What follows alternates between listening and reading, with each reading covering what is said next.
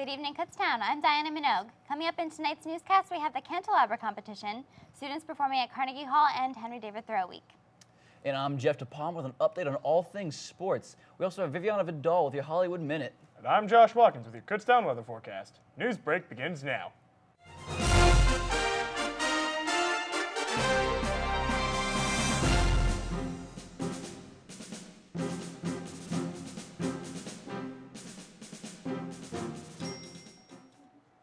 How many undergraduates can say they performed on stage at Carnegie Hall?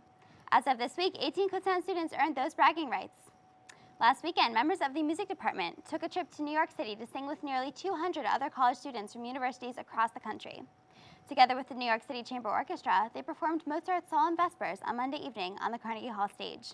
Choral director Dr. Hank Galviani accompanied the students on their travels. According to several of them, the experience was amazing, and also one for their resumes. And now we are going to send it on over to Viviana for this week's Hollywood Minute. Thanks, Diana. Major congratulations are in order for rapper Nicki Minaj, who recently confirmed her engagement to fellow rapper Meek Mill early this morning. The news came as a surprise to some, but E! News can confirm a source close to the couple saying both Meek and Nicki Minaj have been spending quality time together lately and have gotten extremely close these past few months, the insider says. It all seems like it was happening very quickly, but Nicki and Meek are in this 100%. They are truly in love. Both rappers have teased to their fans with cryptic tweets and Instagrams in the past few weeks. On Monday evening, Mills tweeted out a yellow heart-shaped emoji, and Minaj responded with a photo of the couple from Miami saying, "I wish every night can be like last night." Minaj showed off the impressive 15-karat yellow heart-shaped diamond on Instagram. The ring is estimated to be worth $500,000. No date has yet to be revealed for the wedding. Also, fans of Star Wars, make sure to check out the new trailer that just came out. That's all I have for you this week's Hollywood Minute. Now back to you at the desk. Thanks, Viviana. I didn't even know these two were dating, but I'm just so excited for them. You know, I was actually more excited about the Star Wars.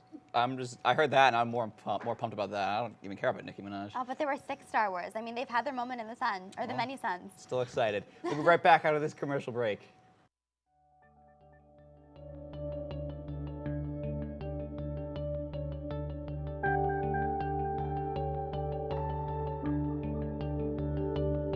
Kutztown University, the place you chose to spend your college days.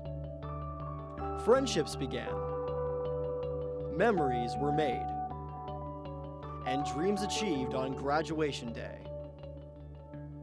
Time moves on, new faces come and go, but one thing remains: you can always come back home.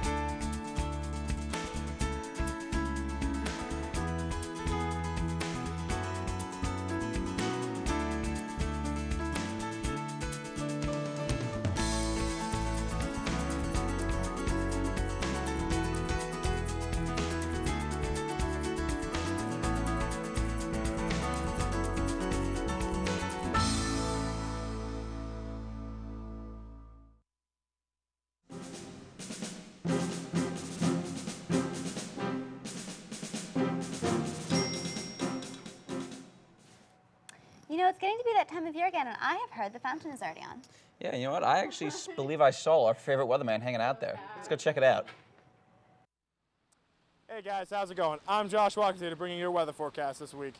Today's forecast was actually very nice. Temperatures were about 69 degrees with sun and a few clouds. And tonight it's only going to go down to 59, so should be a nice, cool evening. Go out, do some stuff, have some fun. Tomorrow, however, we're looking for about 71 degrees and rain. So not a great way to end the week, but the weekend forecast is looking better, which let's check out our weekend forecast right now. Saturday and Sunday are looking like they're going to be pretty nice. Sun and a few clouds. Saturday's going to be a little bit warmer than Sunday, but still a great weekend overall. Monday's going to have some rain with temperatures around the mid-60s, and Tuesday and Wednesday are going to have some sun and a few clouds, so it should be a great week this week. That's it for your weather forecast. Back to you guys at the news desk. Thank you, favorite weatherman. The question is, how far can you throw a cantaloupe? The answer will come this Sunday at the annual candelabra competition, hosted by the Society of Physics students. Teams from area colleges compete to build a contraption that will hurl a cantaloupe the farthest and with the most accuracy. But don't worry, the competition will be held in the field behind Lytle Hall, so there's no danger of being hit by a flying cantaloupe. If you'd like to watch this year's candelabra, it will begin on Sunday at noon. Next week, the philosophy department will celebrate Henry David Thoreau Week with 2 lectures and a performance in honor of the great American writer. They kick off the week with a performance of Walden, one of Thoreau's best-known works, on Wednesday at 7:30 in the Little Theater. Thursday will feature a lecture on Thoreau's environmental ethics presented by Dr. Philip Cafaro of Colorado State University, followed by Friday's lecture on Thoreau's philosophical poetry by Dr. Edward Mooney from Syracuse University. Both lectures will be held at the Academic Forum at 5:00 p.m. and are open to all students. You know, Jeff, I remember studying Thoreau in, AP English in high school. Do you think you've ever studied him? Yeah, I actually had a philosophy class last semester, and let me tell you, never felt more cultured in my life. When we come back, I'll have an update on men's tennis and men's baseball, and also women's softball, so stay tuned.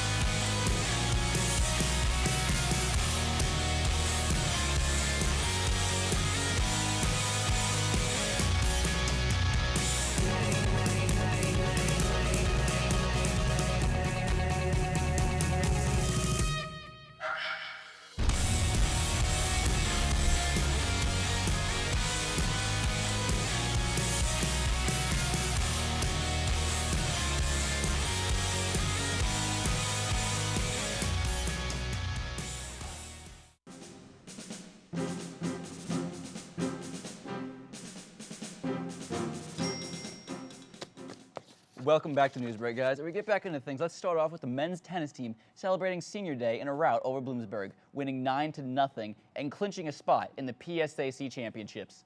Senior duo Varun Desai and Ken Beebe stretched their winning streak to 7 in doubles action. They won at their second flight 8-3 to move to 14-1 this year. Desai also won at the top flight of singles play and holds a 16-4 singles record this season with 115 combined victories, 11th in program history and 3 shy of 10th overall. They now get ready to take on Millersville tomorrow in their tune-up match for PSAC championship match against Mercyhurst and Edinburgh this weekend.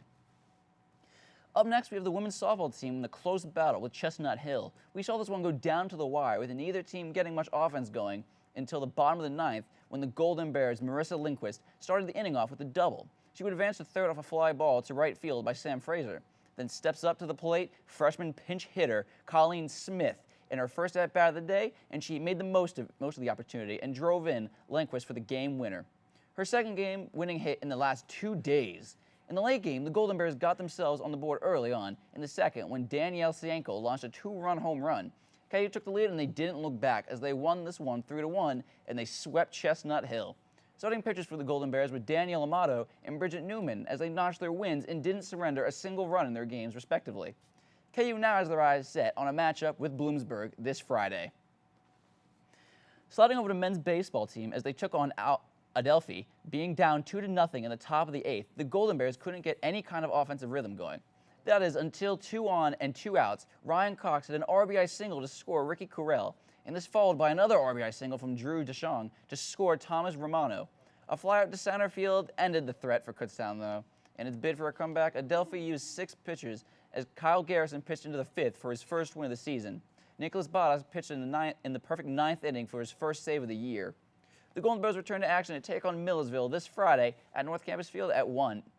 If you guys find yourselves missing football season, then don't worry. The Kutztown University football team will host its annual Maroon and Gold spring game this Saturday, April 18th at 1 p.m. at University Field at Andre Reed Stadium. Admission to the game is free, and fans are encouraged to come come out on Saturday and support the Golden Bears as they near the end of the spring practice. The game will have a full officiating crew and will feature a unique scoring system for the 3rd straight year.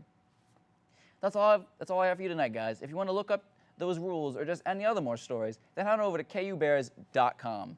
Check back in Tuesday when the George brings you even more stats and stories from the weekend that was. That's all we have for you tonight, Kutztown. Be sure to stay updated with everything in Kutztown news by checking out the Kutztown website. That's all you have for tonight, guys.